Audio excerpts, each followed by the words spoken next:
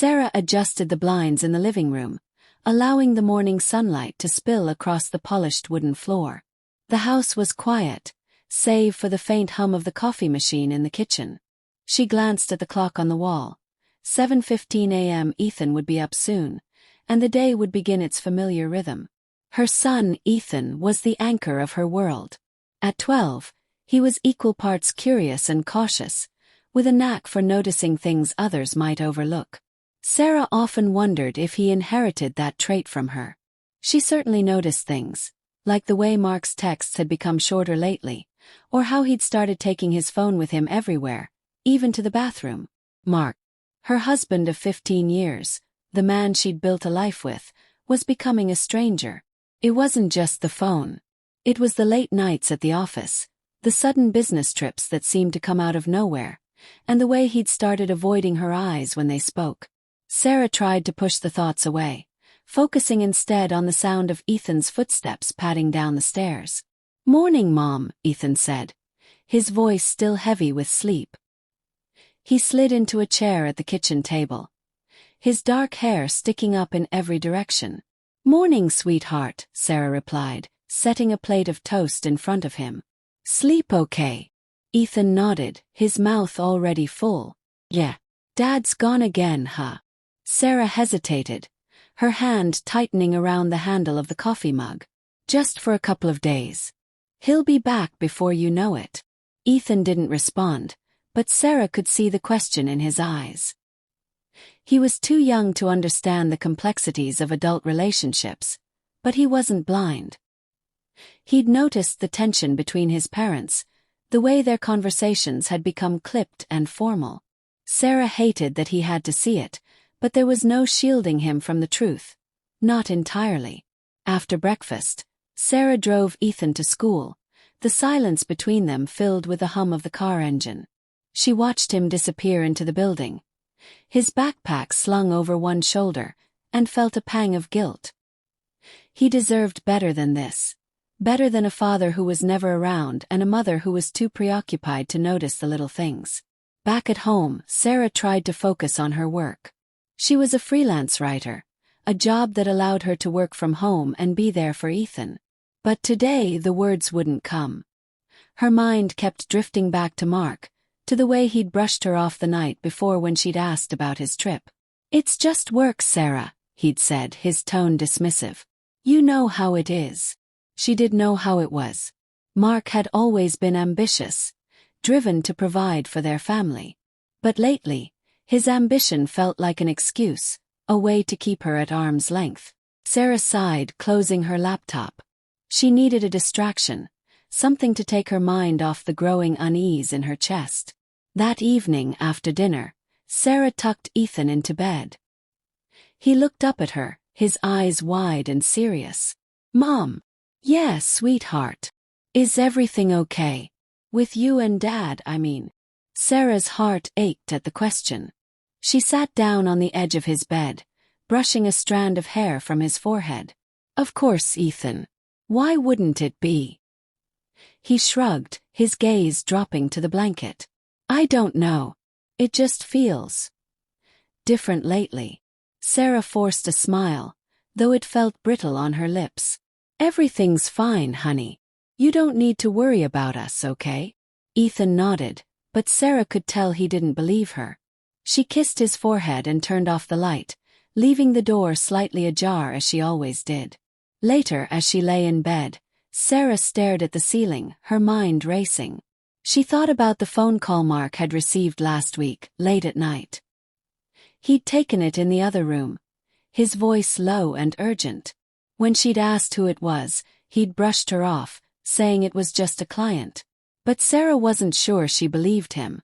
She was still awake when the sound of footsteps pulled her from her thoughts. The door creaked open, and Ethan's small figure appeared in the doorway. "Mom," he whispered. Sarah sat up, her heart pounding. "Ethan, what's wrong?" He hesitated, his face pale in the dim light. I saw something. About Dad." Sarah's stomach dropped. "What do you mean?" Ethan stepped closer, his voice trembling. "When we were at the park last weekend, I saw him. With a woman." They were holding hands. The words hit Sarah like a punch to the gut. She felt the room spin, her breath catching in her throat. Are you sure it was him? Ethan nodded, his eyes filling with tears.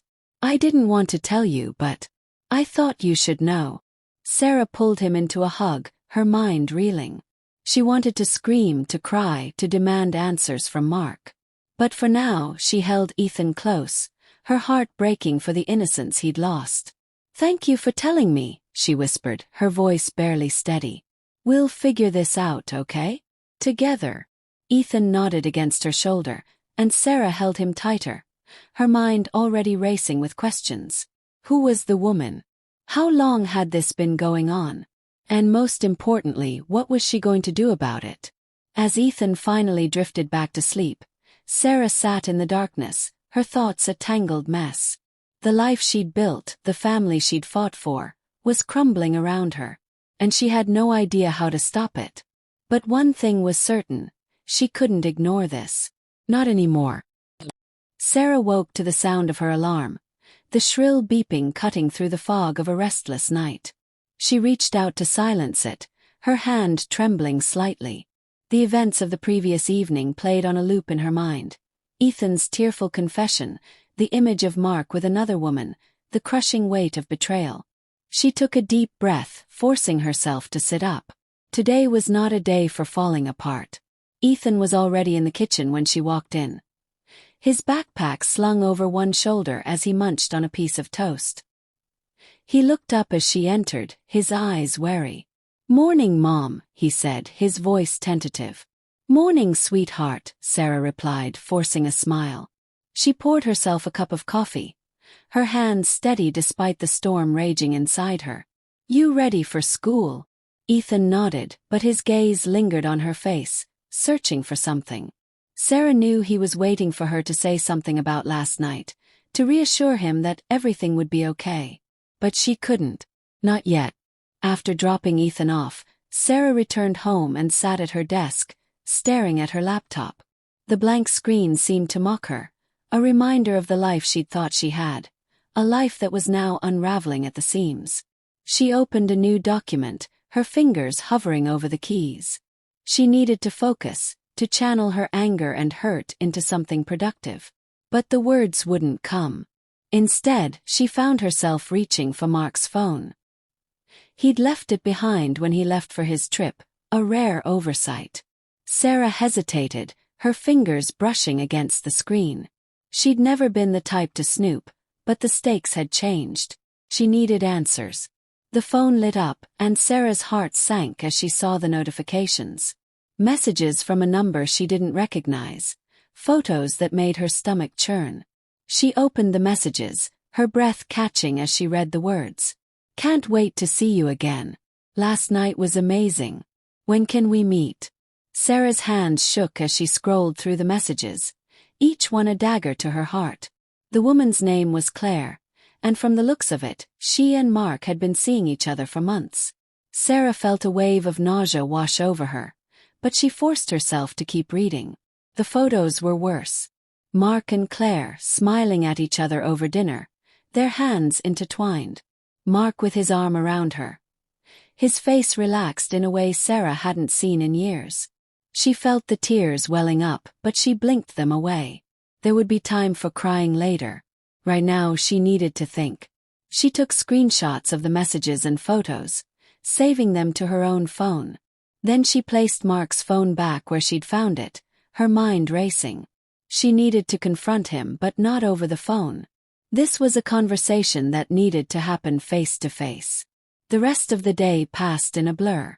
Sarah tried to work, but her mind kept drifting back to the messages, to the photos, to the life she'd thought she had. By the time Ethan came home from school, she was exhausted, both mentally and emotionally. Hey Mom, Ethan said, dropping his backpack by the door. What's for dinner? Sarah forced a smile. How about pizza? We can order in. Ethan's face lit up, and for a moment, Sarah felt a flicker of normalcy. But it was short-lived. As they sat down to eat, Ethan looked at her, his expression serious. Did you talk to Dad? He asked. Sarah hesitated, her slice of pizza halfway to her mouth. Not yet, sweetheart. He's still on his trip. Ethan nodded, but Sarah could see the doubt in his eyes. He was too smart to be fooled, too observant to miss the tension in her voice. She reached out, placing a hand on his. I promise we'll figure this out, she said, her voice steady. But I need you to trust me, okay? Ethan nodded again, but his gaze dropped to his plate. Sarah's heart ached for him, for the innocence he'd lost. She wanted to shield him from the pain, but she knew it was too late for that. After dinner, Sarah tucked Ethan into bed, her mind still racing. She sat on the edge of his bed, brushing a strand of hair from his forehead. Try not to worry, okay? She said softly. Everything's going to be fine. Ethan nodded, but his eyes were heavy with unspoken questions. Sarah kissed his forehead and turned off the light, leaving the door slightly ajar as she always did. Back in the living room, Sarah sat on the couch, her phone in her hand. She opened the photos she'd taken of Mark's messages, her heart pounding as she stared at the screen. She needed to confront him, but she also needed to be smart about it. She couldn't let her emotions cloud her judgment. She opened her laptop and began typing, her fingers flying across the keys. She drafted an email to Mark, her tone calm and measured. She didn't accuse him, didn't demand answers. Instead, she asked him to come home as soon as possible, telling him they needed to talk. When she hit send, Sarah felt a strange sense of relief. The ball was in Mark's court now. She'd done all she could for the moment. As she sat in the quiet of the living room, Sarah felt the weight of the day settle over her. She was exhausted, but she knew this was only the beginning. The road ahead would be long and painful, but she was determined to face it head-on. For Ethan. For herself. For the life she'd fought so hard to build. Mark's flight landed late in the evening, and Sarah waited for him in the living room, her hands clasped tightly in her lap. The house was quiet, the only sound the faint ticking of the clock on the wall. She had rehearsed this moment in her mind 100 times, but now that it was here, she felt a knot of anxiety tighten in her chest. The front door opened and Mark stepped inside, his suitcase rolling behind him. He looked tired, his suit rumpled from the flight, but his face lit up when he saw her. Sarah, he said, his voice warm. I wasn't expecting you to be up. Sarah stood, her heart pounding. We need to talk. Mark's smile faltered, and he set his suitcase down, his eyes narrowing. What's wrong? Sarah took a deep breath, steeling herself. I know about Claire. The color drained from Mark's face, and he took a step back, as if her words had physically struck him. Sarah, Don't, she interrupted, her voice sharp. Don't lie to me. Not now. Mark ran a hand through his hair, his expression a mix of guilt and desperation. It's not what you think. Really? Sarah's voice trembled with anger. Because from where I'm standing, it looks like you've been having an affair for months. Mark sank into a chair, his shoulders slumping. I never meant for this to happen. It got out of hand. Sarah crossed her arms, her gaze steady. Tell me everything. Mark hesitated, his eyes darting around the room as if searching for an escape. Finally he sighed, his voice heavy with regret. Claire is a colleague.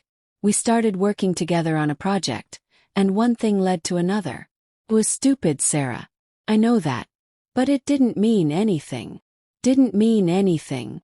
Sarah's voice rose, her composure slipping. You betrayed me, Mark. You betrayed our family.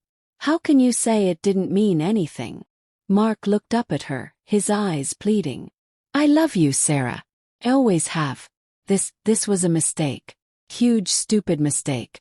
But I want to fix it. I want to make things right. Sarah felt a lump form in her throat, but she forced herself to stay calm. Do you have any idea what this has done to Ethan? He saw you with her, Mark. He's been carrying this around, thinking it's his fault.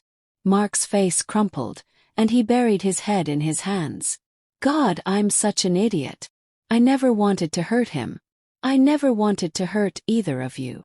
Sarah sat down across from him, her anger giving way to a deep, aching sadness. I don't know if I can forgive you, Mark. I don't know if I can trust you again. Mark looked up, his eyes filled with tears. I'll do whatever it takes, Sarah. Therapy, counseling, whatever you need. I can't lose you. I can't lose Ethan. Sarah stared at him, her mind racing. She wanted to believe him, to believe that they could fix this. But the betrayal cut deep, and she wasn't sure if the wounds would ever fully heal. We'll take it one day at a time, she said finally, her voice soft but firm. But things can't go back to the way they were. Not yet. Mark nodded, his relief palpable. Thank you, Sarah. I'll do whatever it takes to earn back your trust. Sarah stood, her legs feeling like lead. I need some time to think. I'm going to stay in the guest room tonight.